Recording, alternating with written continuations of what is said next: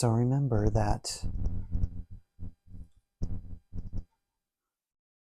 upon sleeping and upon waking, we are exchanging the interface between yin and yang realms, yin and yang worlds. When we're sleeping, we're there, but we're not there. When we're awake, we could be there, but not there too. But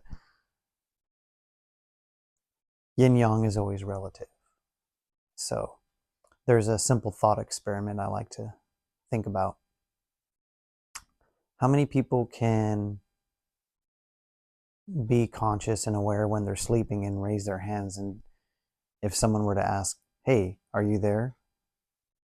So how many people could raise their hands while they're sleeping? Well, we're not there. We're there, but we're not there. We're there in body, but because we're sleeping, the consciousness is not there. We know that the mind continues, or the brain continues activity. We know there's stages of sleep in the sleep cycle. We know there's brain states. And so Qigong is the exercise, practice, and interface of the semi-sleep state. So it behooves us to engage with the semi-sleep state. And what better time and what better way to do that when we are going to sleep and then upon waking as well.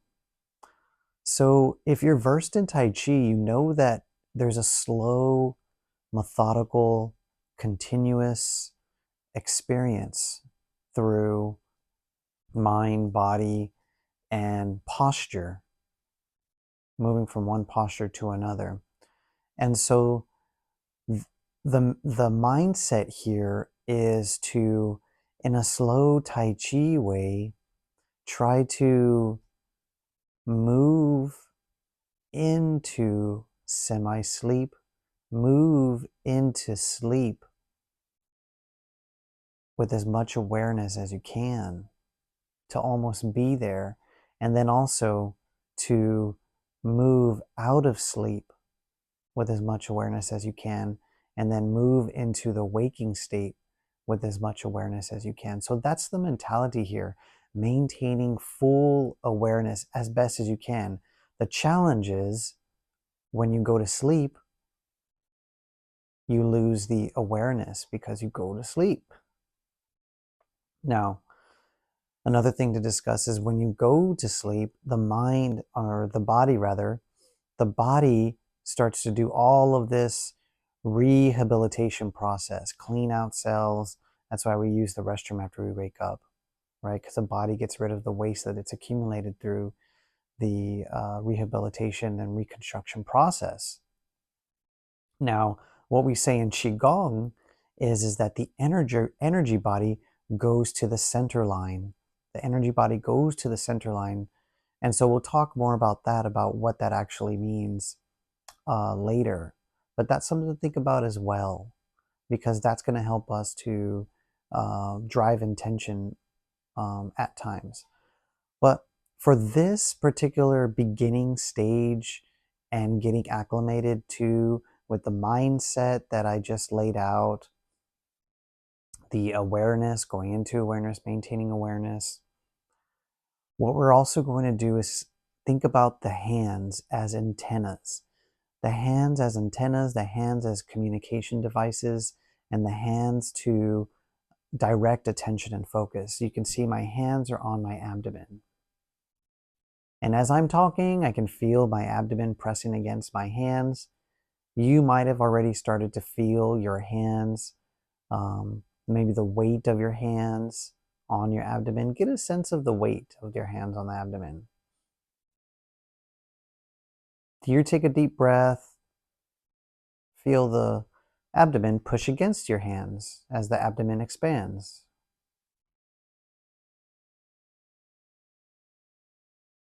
The eyes are closed here because there's no reason to keep them open, especially if you're going into sleep or if you're coming out of sleep.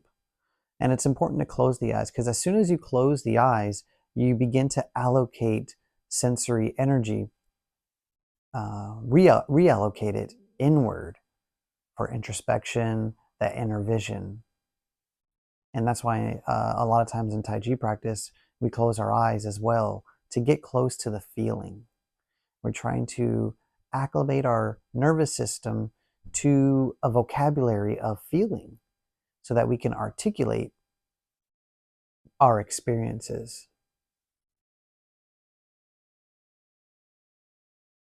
So on the previous day, in the previous video, I talked about a deep breathing pace for yourself. So deep breathing would be to engage in the abdomen, expanding on inhale, and then the abdomen contracting on exhale. When we call that deep breathing in relation to shallow breathing, which would be chest or lung breathing, right?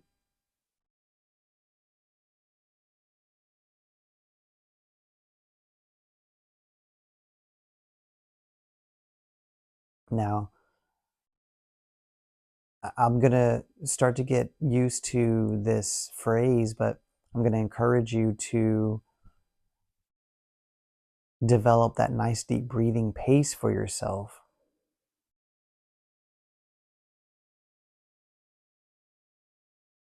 Where the body and the breath are coordinated as one.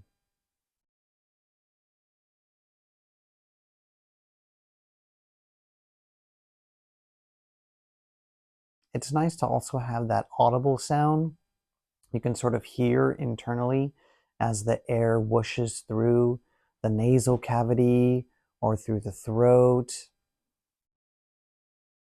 You can even, in yoga, they call it ocean breath, ocean breathing. You sort of contort the throat a little bit in a relaxed way to make a sound, an inner sound that sounds like the ocean as you're breathing. And it helps to direct the attention as well inward.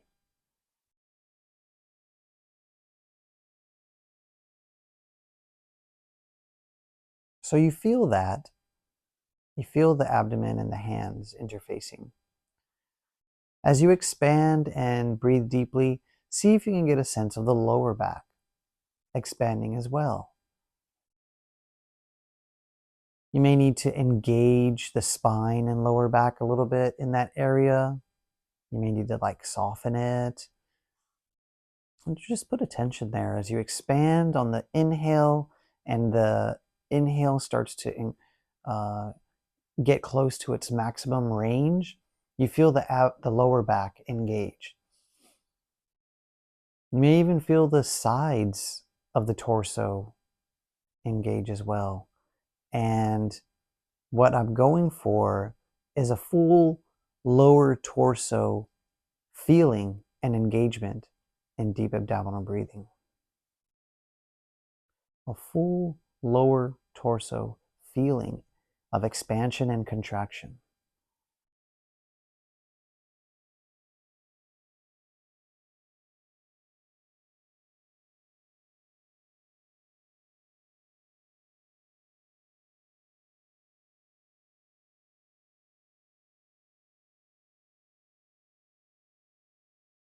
And this is one strategy that I use.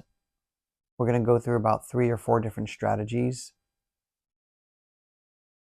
One strategy for beginning to interface and go into the sleep state, and then also coming out of the sleep state. What are we going for here? The goal here is to establish that deep breathing pace for yourself. It's comfortable, smooth, natural, and you feel like you can sustain it forever.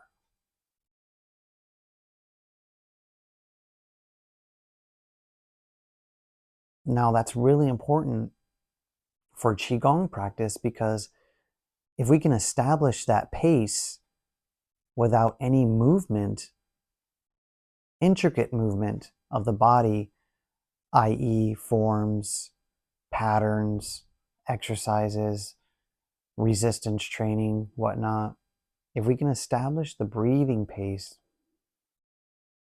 we can really bring the skill of that into the moving practice. And so now the laying down posture allows us that opportunity.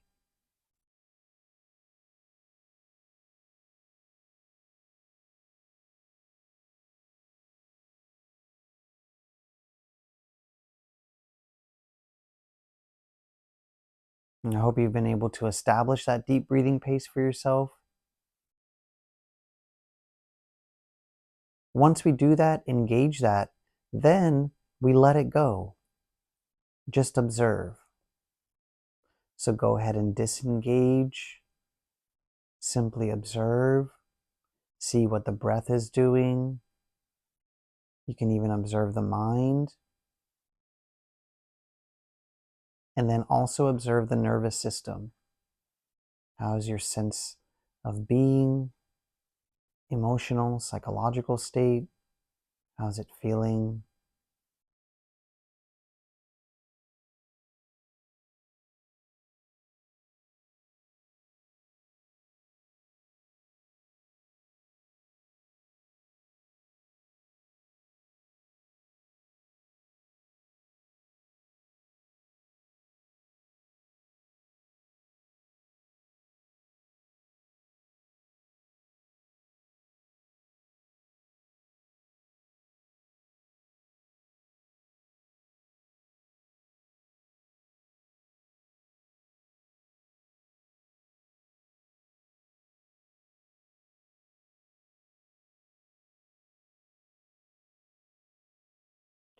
Good. Before we finish, we're going to add one more. We're going to re-engage the deep breathing lower torso process.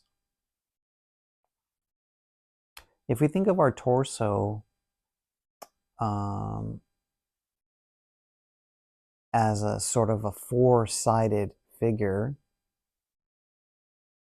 when we're expanding and we're contracting, we want to kind of have a ball shape for the torso.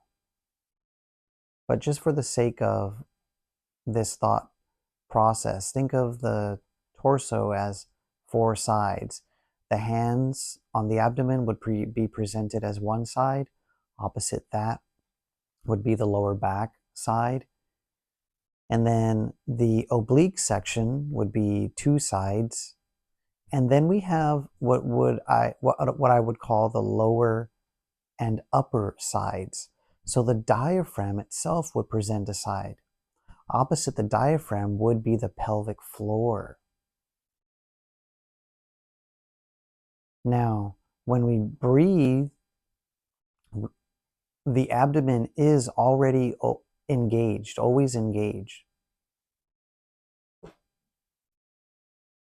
When we do deep abdominal breathing and allow the abdomen to expand, we allow the diaphragm to also expand as well. That's why lower breathing is critical and helpful, because it gives space to the diaphragm to expand more, which also speaks to the deeper breath and the beneficial nature of deep abdominal breathing.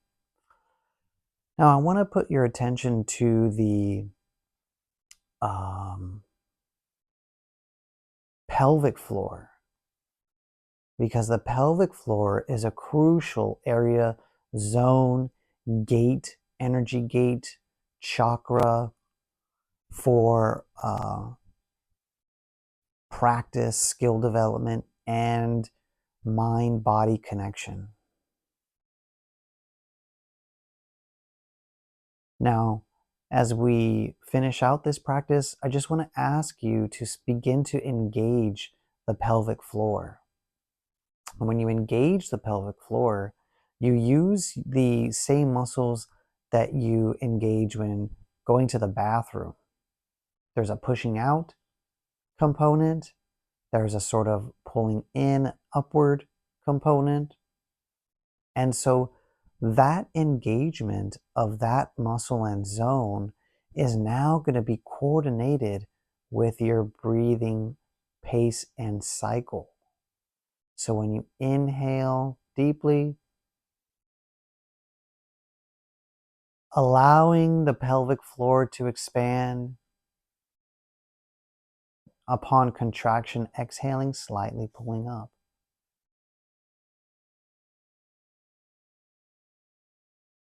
Inhaling again, full expansion.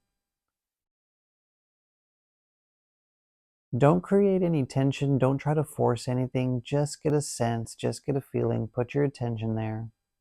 You get a better sense and feeling upon contraction and the pulling up of the pelvic floor. Kind of like holding, if you really got to go to the bathroom, you're just kind of like holding, pulling up or sucking in. And that just minor movement you can add to the contraction of your breathing cycle, the exhalation. And then upon inhalation, expansion.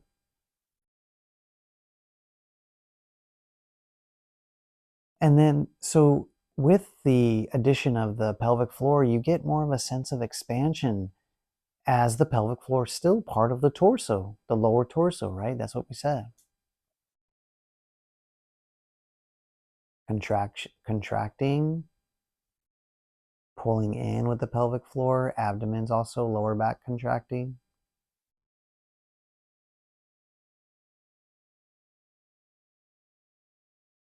Expanding. Just feeling the whole breath fill the lower torso.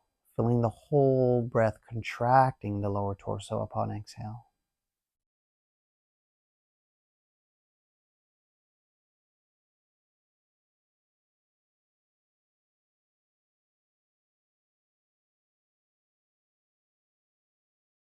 Inhaling. Expanding. Exhaling, contracting.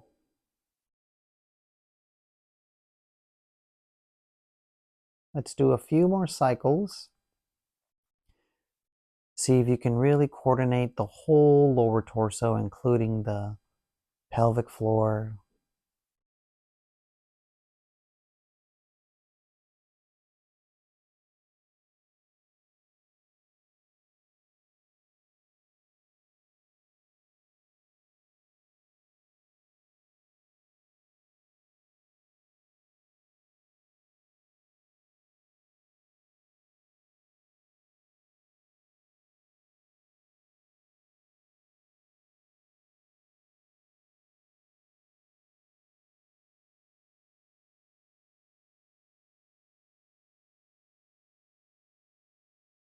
We're fully engaging. And now we're disengaging and simply observing. See what the body is wanting to do. Just observing, seeing what the breath is wanting to do.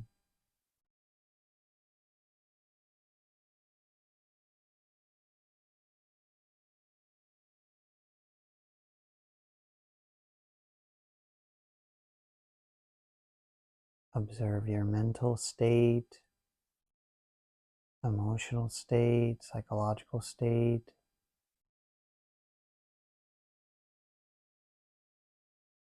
Observe the nervous system.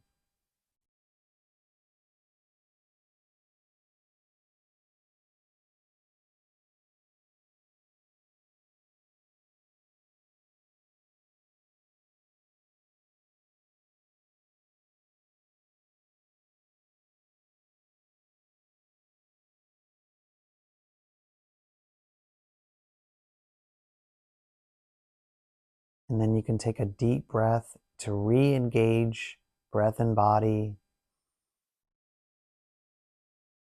And you can open your eyes and exhale now